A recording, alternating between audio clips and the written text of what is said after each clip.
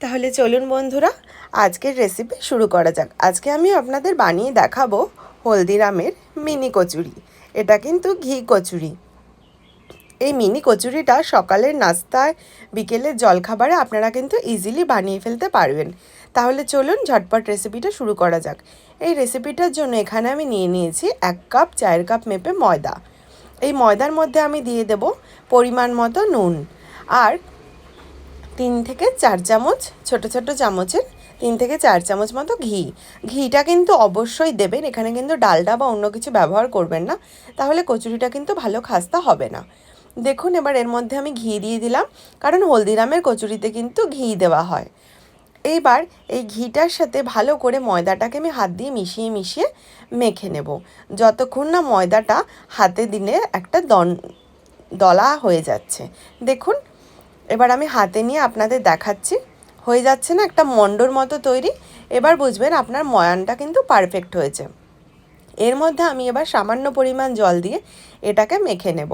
খুব নরমও করবেন না, আবার খুব শক্তভাবেও মাখবেন না। খুব নরম করলে কিন্তু কচুরিটা খাস্তা হবে না। আর মনে রাখবেন জল কিন্তু খুবই কম পরিমাণে লাগবে, যেহেতু ময়ানটা অনেকটাই দেওয়া রয়েছে। এবার দেখুন কতটা কি হয়েছে নরম, আমি আপনাদের দেখিয়ে দিলাম। এবার আমি এটাকে ঢাকা দিয়ে 5 মিনিট রেখে দেব। তাহলে চলুন একটা ড্রাই মশলা তৈরি করে নেওয়া যাক। ড্রাই মশলার জন্য ননস্টিকের প্যানে প্রথমে ধনে, জিরে আর মৌরি নিয়ে নিচ্ছি। এটা কিন্তু পুরোটাই আপনাদের জিনিসের পরিমাণ মতন নেবেন, যতটা আপনারা তৈরি করতে চাইছেন ততটাই নেবেন। এবার এগুলোকে ড্রাই রোস্ট করে এর মধ্যে আমি কিছু ইনগ্রিডিয়েন্ট মেশাবো।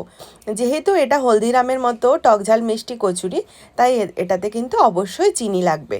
তাই এখানে আমি ছোট চামচে 1.5 চামচ মতো চিনি দিয়ে দিলাম। এবার চিনির পরে এখানে আমি খুব ইম্পর্ট্যান্ট একটা ইনগ্রিডিয়েন্ট মেশাবো।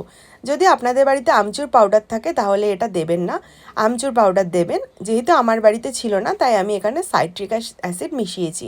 এই সাইট্রিক অ্যাসিড কিন্তু চানাচুর, চিপস সমস্ত জিনিসেই মেশানো যায় টক ভাব আনার জন্য। আমি 1/4 চামচ সাইট্রিক অ্যাসিড আর 1/4 চামচ নুন দিয়ে দিলাম। এবার আমি ব্ল্যাক পেপারও এর মধ্যে মিশিয়ে নিলাম। গোলমরিচ, এই গোলমরিচটা আপনারা গোটা থাকলে সেটাও ড্রাই রোস্ট করে এর মধ্যে মিশিয়ে নিতে পারেন। এবার পুরো মশলাটা আমি কিন্তু মিক্সিতে ভালো করে মিহি করে গুঁড়িয়ে নেব। খুব মিহি করার দরকার নেই, একটু দানাদার থাকলেও কোনো অসুবিধা হবে না। দেখুন মশলাটা এবার রেডি, একদম দেখতে আমচুর পাউডারের মতো লাগছে না? এবার আমি নিয়ে নেব এটার মেন ইনগ্রিডিয়েন্ট। বাড়িতে যে কোনো ধরনের ঝাল চানাচুর থাকলে আপনারা সেই চানাচুরটা নিয়ে নেবেন। এখানে আপনারা গাঠিয়াও ব্যবহার করতে পারেন, বা মুগ ডাল ভাজা বা অন্য কোনো চানাচুর, একটু টকঝাল মিষ্টি চানাচুরও দিতে পারেন। এর মধ্যে কিছু বাদাম দিয়ে নিলাম আমি, ওটা পুরোটাই অপশনাল। এবার এটাকেও গুঁড়ো করে নিলাম। এবার এই চানাচুরের মিশ্রণটাকে কিন্তু আমি মশলার সাথে ভালো করে মিশিয়ে নেব, আর অল্প অল্প জল ছিটা দিয়ে এটাকে মেখে নেব। জল ছিটাটা কিন্তু অবশ্যই দেবেন, না হলে কি হবে, কচুরিটা ভাঙার সময় মশলাটা গুঁড়ো হয়ে বাইরে বেরিয়ে যাবে। এটা যাতে একটু বাইন্ডিংটা ভালো হয় সেই জন্য আমি একটু জল দিয়ে নিলাম। আপনারা চাইলে ঝুড়ো ঝুড়ো পুরো রাখতে পারেন। এবার দেখুন কচুরিগুলো, আমি কচুরিই বলতে পারেন, এগুলো খাস্তা কচুরি আর কি, আমি ছোট ছোট করে বেলে নিয়েছি। আপনারা চাইলে হাতেও বাটির মতো তৈরি করে নিয়ে পুর ভরতে পারেন। এই মিনি কচুরিগুলো কিন্তু একদম ছোট ছোট করতে হবে, আপনারা চাইলে বড় কচুরিও করতে পারেন। দেখুন আমি এবার আপনাদের শেপটা দেখিয়ে দিচ্ছি। যেহেতু আমার ময়ানটা একটু বেশি হয়েছিল, হ্যাঁ, তাই এটাতে আমি একটুখানি সামান্য জল দিয়ে ওপরটা সিল করে দেবো। তাহলে কী হবে, কচুরির মুখটা ভাজার সময় কিন্তু খুলে যাবে না। দেখুন আমি আবার সেকেন্ড একটা করে দেখাচ্ছি আপনাদের কিভাবে মুড়ছি। দুটো কিন্তু দুরকমভাবে মুড়লাম, দুরকমভাবে এটা কিন্তু মোড়া যায়। আপনাদের যেরম ইচ্ছা সেরমভাবে এটাকে শেপ দিতে পারেন। আমার গোল ইচ্ছা হয়েছে তাই আমি গোল গোল দেখুন শেপ দিয়েছি। এবার কড়াইতে তেল গরম করে নিচ্ছি। তেলটা মিডিয়াম টু হাই ফ্লেম হতেই কিন্তু এর মধ্যে একে একে আমি কচুরিগুলো দিয়ে দেব।